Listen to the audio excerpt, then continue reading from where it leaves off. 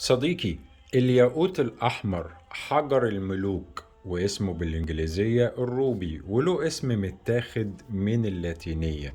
في الأساطير الآسيوي كانوا بيقولوا عليه حجر الهيبة والمهابة والحكمة والحفظ في الأسفار، يعني هو مسافر يعني. لكن ما علينا من الأساطير.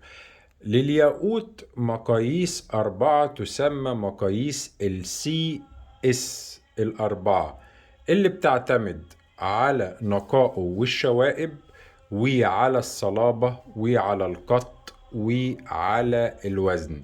أفضل أنواع الياقوت اللي بتدي مقياس 9 على مقياس موس للصلادة. يقال أو لو رجعنا تاريخ الياقوت يقال إن مفيش ياقوت خالي من الشوائب، ده بيكون نادر جدا في الطبيعة. لكن درجات الياقوت بتتوقف حسب شفافيته، حسب القط بتاعه، حسب وزنه، وحسب قلة الشوائب أو زيادتها.